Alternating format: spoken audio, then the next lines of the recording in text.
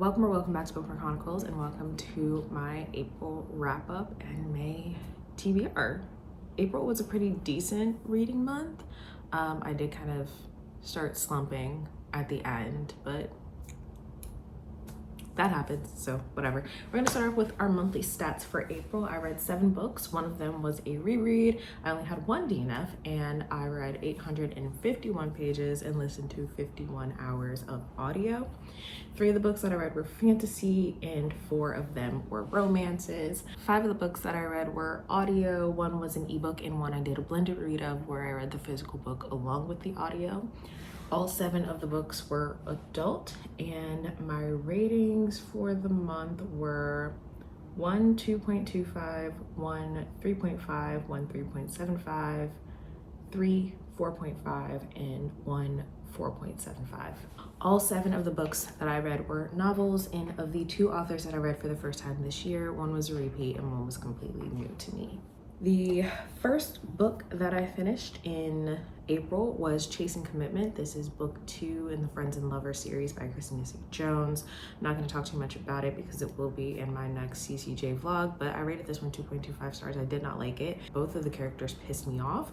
One of them still needs to heal from a past relationship and does so in a very toxic way, and the other one is complaining about the way that his relationships never work out, but when a friend points out that there's a reason for that and that he needs to change some of his actions, instead of actually doing that, he continues to do the same shit. Just no common sense to be found anywhere. So not a fan. Honestly, probably would not recommend that duology unless you want the drama and the stupidity and the lack of common sense. It didn't work for me personally, but whatever. Next, I read Age of Legend by Michael J. Sullivan. This is the 4th book in the Legends of the First Empire. Again, I am participating in Deshanda's World of Elon read-along, and this one I didn't love as much. I rated it 3.5 stars. There's a time jump between the end of the last book and the beginning of this one, and it kind of threw me for a loop. And while I understand why certain things in this book happened, I didn't necessarily like a lot of it. I still care about some of the characters. However, there are also characters that I dislike that are more prominent in this one, and it just didn't work for me the way that the others have. I am of course going to continue the series, but this one just wasn't my favorite. Then I very sadly DNF'd The Defiant Queen by L.R. Jackson. This is the 2nd book in the Queen's World series, which follows The Accidental Queen, which I loved and rated 5 stars. In this one, we're following the best friends of the 2 main characters from the 1st book. So in this one, we're following Boz and Shea, and there's just so much unnecessary drama between the 2 of them. So in the 1st book, we do see sort of a budding romance between the 2 of them. However, Boz lives in Africa, Shea lives in New York, and because of his position in the royal family, he is a part of a political marriage. He is willing to break off that marriage, but she's basically like, no, I'm not going to do that to you. I'm not going to stand in the way. You have responsibilities that you need to take care of. This was just a fling. I'm going home. We don't have to see each other anymore. There are some circumstances that drive them together, and then there's sort of a plot twist, I guess you could call it, but to me, it felt pretty obvious, and I was not a fan of it. I think that the actions of the characters were just fucking stupid, and all of this shit could have been avoided if they had had a simple conversation, and not even necessarily just a simple conversation, but just simple conversations leading up to this point, because there were so many things that could have been fixed immediately if they had just spoken to each other instead of trying to avoid each other, even though it's making both of them miserable. I DNF this, I want to say around 80-ish%. I did skim the ending to see what happened, and honestly, it's for the best that I DNF'd it, because the ending was incredibly disappointing for so many reasons. It also feels unfinished.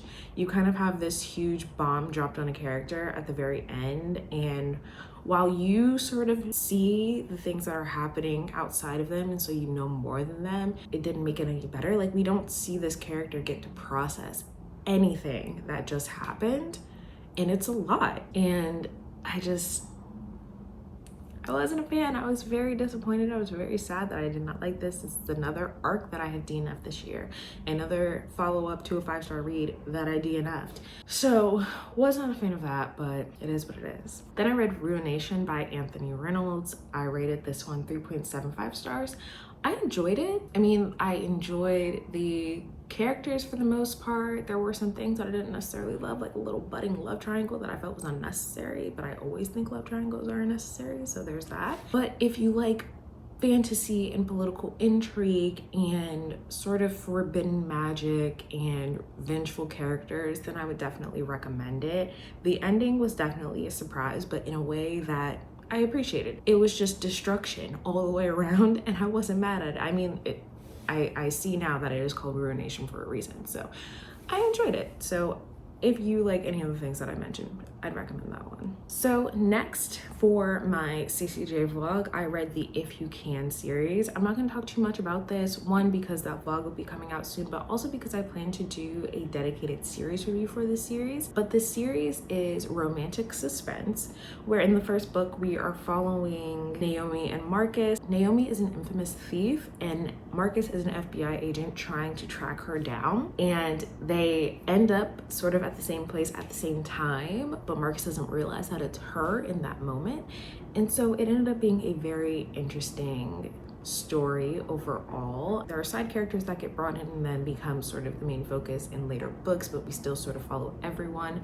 This has 3 books in it: Catch Me If You Can, Release Me If You Can, and Save Me If You Can. I rated all of them 4.5 stars, and I would definitely recommend. And then the last book that I read in April was a reread of Scorpica by G.R. McAllister. I am rereading the first 2 books in this series so that I can prepare to read the arc of book 3, which will be the finale of the series. In Scorpica, we are following various members of the 5 queendoms as they are experiencing what they're calling the Drought of Girls. Obviously, with queendoms, they need queens to rule. However, for whatever reason, girls have not been born. This has been going on for years. They don't know what caused it. They don't know what to do about it. And so they're trying to figure out succession plans. It gets so messy and brutal, and overall it's just super entertaining, and I really enjoyed it. My reread still rated it 4.75 stars. It was still good the second time around. I didn't love Arca as much, book 2, and I rated that one 3 stars the first time. I am currently rereading it, and I don't know how I'm gonna feel about it. I remember thinking that it was boring the first time around, and I thought it was ironic that it was called Arca, but we actually spent the majority of our time in a different queendom. And then the time that we did spend in Arca was the most boring out of everything that was happening. So maybe I'll feel differently this time. We shall see, but I am excited to continue.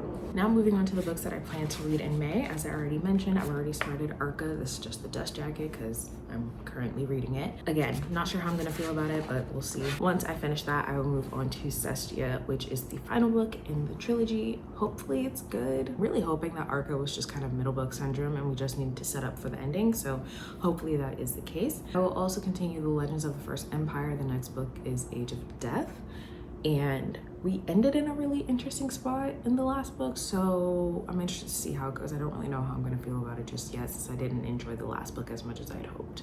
I did not get to This Wicked Fate by Caitlin Barron, the second book that follows this Poison Heart, so I'm hoping that I can get to this and knock this one off of my series list. If you're unfamiliar, this is a young adult fantasy duology that follows a young girl who is adopted, but she has plant magic. She doesn't know much about her birth family, so she's trying to figure out how to control and wield her powers, but also learn more about her family and why she has these gifts. I really enjoyed the first book, so I do really want to get to this soon. Hopefully I can. I do also want to continue Natasha Bishop's Lost and Found series. I read Where We Found Our Home last year and I really enjoyed it. So I have Where We Found Our Heart on my TBR for this month. Hopefully I will get to it and also read the third book. This is supposed to be a series of 5, and so far there are 3. I did start this book and I ended up putting it on pause just because I was starting to head into a slump, so hopefully I can pick it back up and actually finish it. And the last book that I'm planning to read this month, I'm not going to tell you about yet because it is for a secret project. that will probably take a few months to complete, but it should be an interesting experience, and that's all that I'm gonna say. But those are all the books that I read last month and what I'm planning to read this month. Let me know if you have read any of these or if they're on your TBR. Otherwise, that's all I have for you today, and I'll see you in the next video.